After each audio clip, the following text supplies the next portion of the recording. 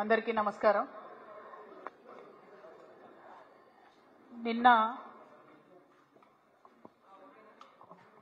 జై తెలంగాణ నిన్న ఢిల్లీలో మరి కేంద్ర జలశక్తి మంత్రి గారు సిఆర్ పాటిల్ గారి ఆధ్వర్యంలో ఆంధ్రప్రదేశ్ తెలంగాణ ముఖ్యమంత్రి గారి సమావేశం జరిగింది. పర్టికులర్ గా ఏవేవైతే పెండింగ్ తెలంగాణ అంశాలు ఉన్నాయో వాటన్నిటి మీద సమావేశం జరుగుతుందని చెప్పి మన రాష్ట్రం వాళ్ళు చెప్పడం జరిగింది. కానీ బనకచెర్ల మీద కూడా సమావేశం ఉంటుందని అవతల రాష్ట్రం వాళ్ళు చెప్పడం జరిగింది. ఆ టైంలో మన సీఎంఓ నుంచి మన తెలంగాణ ముఖ్యమంత్రి రేవంత్ రెడ్డి గారి ఆఫీస్ నుండి బాగా మేకపోతు గాంభీర్యాన్ని ప్రదర్శిస్తూ బనకచెర్ల ఇష్యూ చర్చకు వస్తే మేము పోనే పోమని చెప్పి లీక్లు ఇవ్వడం జరిగింది ముందు రోజు.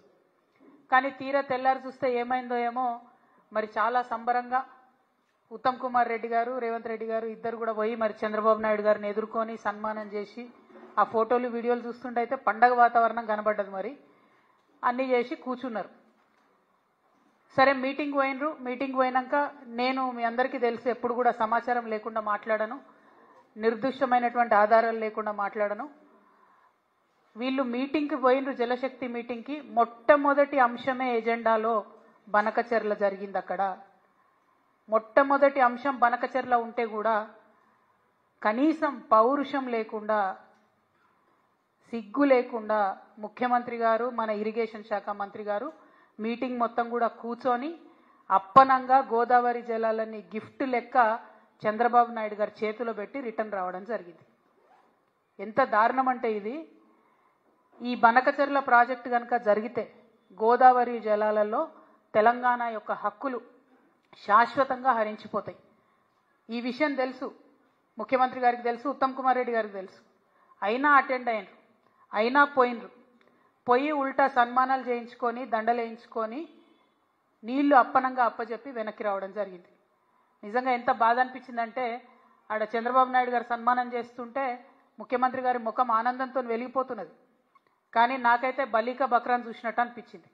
కానీ ఇక్కడ బలయ్యేది ఎవరు? తెలంగాణ ప్రజలు. తెలంగాణ ప్రజల యొక్క హక్కులు, గోదావరి నదీ జలాల్లో శాశ్వతంగా హక్కులు కోల్పోతాం. ఇది వాస్తవం, ఇది జరిగింది అక్కడ. ఎందుకంటే ప్రెస్ ఇన్ఫర్మేషన్ బ్యూరో తెలుగులో ఒక ప్రెస్ నోట్ ఇచ్చింది, ఇంగ్లీష్లో ఒక ప్రెస్ నోట్ ఇచ్చింది. మరి వాళ్ళు పర్టికులర్గా చెప్పడం జరిగింది, ఎజెండాలో బనకచెర్ల ఇష్యూ చర్చించినాం, పవర్ పాయింట్ ప్రజెంటేషన్ కూడా ఇచ్చినాం అన్నటువంటి అంశం ప్రెస్ ఇన్ఫర్మేషన్ బ్యూరో చెప్పడం జరిగింది. బయటకు వచ్చి ప్రెస్ మీట్ పెట్టి దారుణంగా మన ముఖ్యమంత్రి గారు బుకాయిస్తున్నాడు, ఆయన బొంకుతున్నాడు. అరే జరగనే లేదు, వాళ్ళు అడిగితే కదా మేము కట్టేది. ఎంత దారుణం ఇది! ఇంత సిగ్గులేనితనం ఉంటుందా? ఇంత ఘోరం ఉంటుందా? ఇంత అన్యాయం ఉంటుందా? జరిగింది వాస్తవంగా. అక్కడ అంతమంది సీనియర్ ఆంధ్ర ఇంజనీర్లు ఉన్నారు, ఇక్కడ సీనియర్ తెలంగాణ ఇంజనీర్లు ఉన్నారు. జరుగుతున్నటువంటి నష్టమేంది, మీరు ప్రదర్శిస్తున్నటువంటి వైఖరేంది? ఇంత నాన్ సీరియస్గా ఉండేటటువంటి ముఖ్యమంత్రికి నిజంగా మన రాష్ట్రాన్ని పరిపాలన చేసే హక్కే లేదు. ముఖ్యమంత్రి గారు తక్షణమే రాజీనామా చేయాలని ఈ సందర్భంగా నేను డిమాండ్ చేస్తూ ఉన్నాను. ఇక ముఖ్యమంత్రి గారు ఇంకో మాట అంటాడు, ఆ మీటింగ్లో మేము 4 విజయాలు సాధించినామని చెప్తున్నాడు. ఆ 4 విజయాలు ఏంటిది? ఒకటి, టెలిమెట్రీకి సంబంధించినటువంటి ఇన్స్ట్రుమెంట్స్ మేము ఇన్స్టాల్ చేస్తామన్నారు.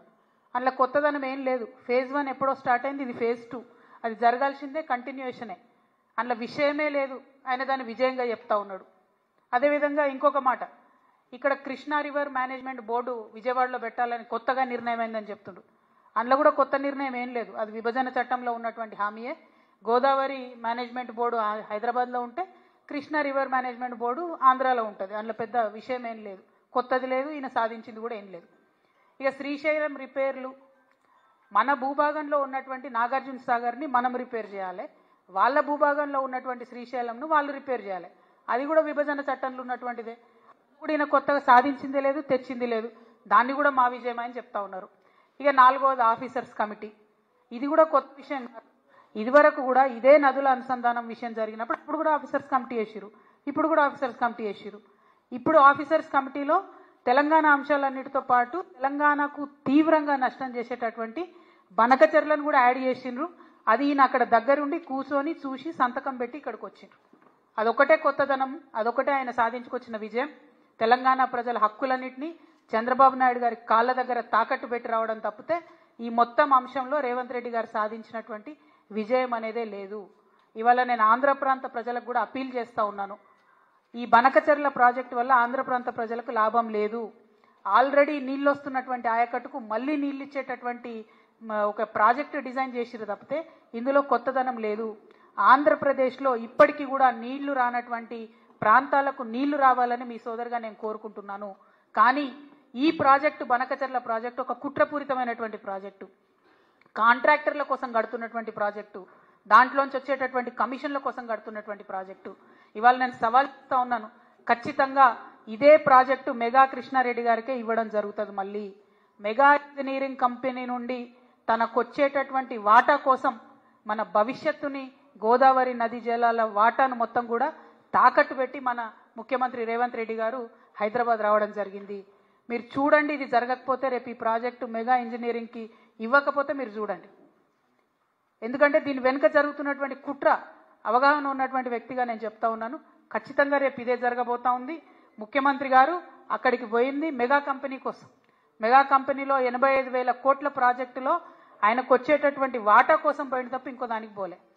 ఇంకొక మాట, central water commission, Godavari river management board, Polavaram project authority ఇవన్నీ కూడా Banakacherla project pre feasibility report అని ఉంటుంది, దాన్ని రిజెక్ట్ చేసినాయి. అయినా ఎందుకు పోయినరు, అయినా ఎందుకు కూర్చున్నారు? మళ్ళీ బయటకు వచ్చి ఏం చెప్తారు ముఖ్యమంత్రి గారు? ఇదంతా ఉట్టిదే, అనఫిషియల్, ఇది అనఫిషియల్ మీటింగ్ అంటారు. అసలు అనఫిషియల్ మీటింగ్ ఎందుకు పోయింది? మరి అనఫిషియల్ మీటింగ్ ఇద్దరు రాష్ట్రాల ముఖ్యమంత్రులు, ఒక జలశక్తి కేంద్ర జలశక్తి మంత్రి ఉంటాడు, దానికి అఫీషియల్గా పిఐబి ఇస్తుందా రిపోర్టు? అంటే అఫీషియల్గానో అనఫీషియల్గానో మొత్తానికైతే చంద్రబాబు నాయుడు గారి ఎజెండా ఇంప్లిమెంట్ చేయడానికి పోయినరు తప్పితే ఇంకోటి కాదు అన్న విషయం ఇవాళ తెలంగాణ ప్రజలందరూ కూడా గమనించుకోవాలి. ఈయన చంద్రబాబు నాయుడు గారికి సద్ది మోస్తున్నాడు, తెలంగాణ బిడ్డలనేమో ఎండబెట్టేటటువంటి ప్రయత్నం చేస్తున్నాడు. ఈ వైఖరిని మేము తీవ్రంగా విమర్శిస్తూ ఉన్నాం. మేము తెలంగాణ జాగృతి నుండి మీ అందరికీ తెలుసు, ఇదివరకు ఉమ్మడి ఆంధ్ర రాష్ట్రంలో ఉన్నప్పుడు కూడా పోలవరం ప్రాజెక్టు మీద న్యాయ పోరాటం చేసినాం. ఇవాళ మేము చూస్తున్నాం, కాంగ్రెస్ పార్టీ తెలంగాణను ఫెయిల్ చేస్తున్నది. భారతీయ జనతా పార్టీ అయితే మాటనే మాట్లాడతలేదు. అందుకనే మాలాంటి సంస్థలు ఇప్పుడు ముందుకు రావాల్సినటువంటి అవసరం ఉన్నది. తెలంగాణ జాగృతి నుండి న్యాయ పోరాటం చేస్తాం. తప్పకుండా బనకచెర్ల ప్రాజెక్టును ఆపి తీరుతామని కూడా ఈ సందర్భంగా మేము తెలియజేస్తా ఉన్నాము. మరి తెలంగాణకు అన్యాయం జరుగుతుంటే మేకపోతు గాంభీర్యం ప్రదర్శించి ప్రజల్ని మోసం చేస్తున్నటువంటి ముఖ్యమంత్రి గారు ఖచ్చితంగా నేను రిజైన్ చేయాలని చెప్పి కోరుతా ఉన్నాను. అదేవిధంగా నేను ఇంకొక డిమాండ్ కూడా చేస్తున్నా. 21వ తారీఖు నుంచి పార్లమెంటు ప్రారంభమవుతా ఉన్నది. ఈ పార్లమెంటు సమావేశాలలో ఖచ్చితంగా అఖిల పక్షాన్ని తీసుకొని ముఖ్యమంత్రి గారు ఢిల్లీకి పోవాలి. ఒకటి బీసీ బిల్లు విషయం, 2 బనకచెర్ల విషయం, 2 కూడా సాధించుకొని రావాలని చెప్పి ముఖ్యమంత్రి గారిని నేను డిమాండ్ చేస్తూ ఉన్నాను. మళ్ళొక్కసారి ఆంధ్ర ప్రజలకు, ఆంధ్ర ప్రాంత ప్రజలకు కూడా నేను రిక్వెస్ట్ చేస్తున్నా, ఇది కాంట్రాక్టర్ల కోసం, అవినీతి కోసం కట్టేటటువంటి ప్రాజెక్టు తప్పితే ప్రజా ప్రయోజనాల కోసం కట్టే ప్రాజెక్టు కాదు. మా ప్రాంతమైనటువంటి తుపాకులగూడెం నుంచి నదుల అనుసంధానం జరిగితే తెలంగాణ ప్రాంత ప్రజలు కూడా బాగుంటారు, ఆంధ్ర ప్రాంత ప్రజలకు కూడా వచ్చేటటువంటి హక్కుపుక్తమైనటువంటి నీళ్ళన్నీ కూడా వస్తాయి. కాబట్టి ఈ విషయంలో ఆంధ్ర ప్రాంత మేధావులు, ప్రజలు కూడా ఆలోచించాలని చెప్పి, పునరాలోచించాలని చెప్పి చంద్రబాబు నాయుడు గారిని కూడా నేను రిక్వెస్ట్ చేస్తూ, తక్షణమే బనకచెర్ల ప్రాజెక్టు ఆపాలే. ఆపకపోతే మాత్రం మేము న్యాయ పోరాటం చేస్తాం. ఈ దేశంలో న్యాయ వ్యవస్థ మీద మాకు నమ్మకం ఉన్నది. మా ముఖ్యమంత్రి యొక్క అచేతన స్థితికి మేము చాలా బాధపడతా ఉన్నాం. ఆయన తక్షణమే రాజీనామా చేస్తే ఈ రాష్ట్రానికి మంచిదని కూడా మేము కోరుతా ఉన్నాం. Thank you. జై తెలంగాణ, జై జాగృతి.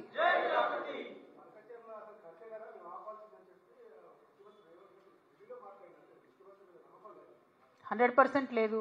ఒకటే మీటింగ్కి పోయినటువంటి ఆంధ్ర మంత్రి గారు బయటకు వచ్చేమో మేము బనకచెర్ల కడుతున్నాం, బనకచెర్ల మీద డిస్కషన్ అయిందని చెప్పిండు. ప్రెస్ ఇన్ఫర్మేషన్ బ్యూరో కేంద్ర ప్రభుత్వంలో కూడా బనకచెర్ల మీద డిస్కషన్ అయింది, ఆఫీసర్స్ కమిటీలో ఉంటుందని చెప్తున్నారు. ఇక ముఖ్యమంత్రి గారు బయటకు వచ్చేమో డిస్కషన్ కాలే అంటుండు. వీరి యొక్క గత చరిత్ర మనకు తెలుసు కదా. ఆయన పెట్టుకున్న ఓట్లు, ఆయన మాట్లాడిన మాటలు, ఆయన ఎగ్గొట్టినటువంటి రైతు బంధులు, రైతు భరోసాలు, కళ్యాణ లక్ష్మిలు అన్నీ మనకు తెలిసినాయి కదా. సో ఆయన చరిత్ర తెలుసు కాబట్టి ఖచ్చితంగా మన ముఖ్యమంత్రే, మన తెలంగాణ ముఖ్యమంత్రే అబద్ధం ఆడుతున్నాడని తేట తెల్లం అయిపోయింది ఇలా ప్రజల ముందట. అందుకే బలంగా చెప్తా ఉన్నాం, ఆయన రాజీనామా చేయాలి, ఆయన పదవిలో కొనసాగేటటువంటి అర్హతనే లేదు. Thank you.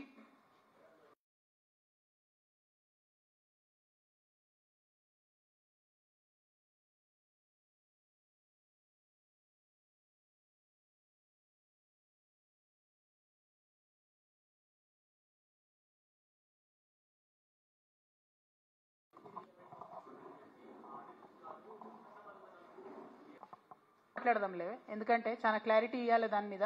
బనకచెర్ల ఇష్యూ చాలా ఇంపార్టెంట్ ఇష్యూ, శాశ్వతంగా మన నదీ జలాలకు దూరమయ్యే ఇష్యూ కాబట్టి దాని మీద ఈరోజు మాట్లాడతాం. ఆ ఇష్యూ మీద కూడా నేను మళ్ళీ క్లారిటీ ఇస్తాను.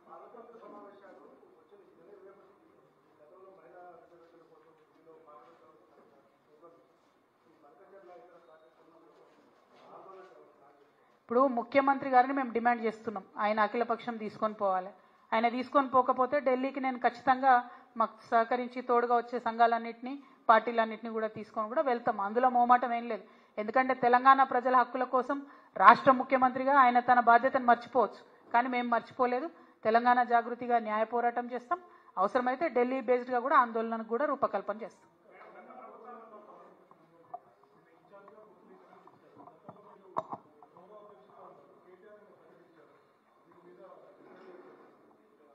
ఈశ్వర్ అన్న తను స్వయంగా తను బొగ్గుగని కార్మికుడు, చాలా సీనియర్ నాయకుడు. మా జగిత్యాల జిల్లాకు కూడా మేము ఆయనను పెద్దనగా పిలుచుకుంటాం. అటువంటి నాయకుడికి ఇన్ఛార్జ్ ఇవ్వడం డెఫినెట్గా తెలంగాణ బొగ్గుగని కార్మిక సంఘం మంచిగా పనిచేస్తుందని చేయాలని కూడా కోరుకుంటున్నాం. Thank you.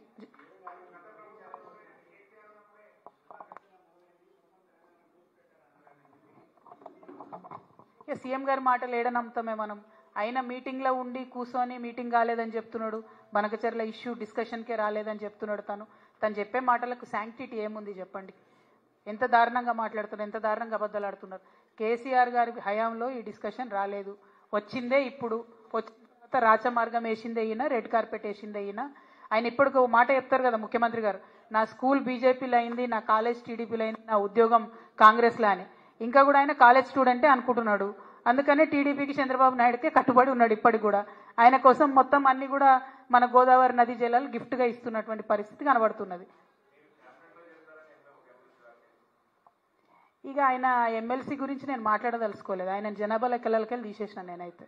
కాబట్టి ఆయన మీద డిస్కషన్ అనవసరం మనకు. Thank you. అమ్మ ఏందన్నా నేను చెప్తున్నా కదా, ఆయన జనాభా లెక్కలలో లేరు, ఆయన ఎవరో కూడా నాకు తెలియదు. Thank you. జై తెలంగాణ.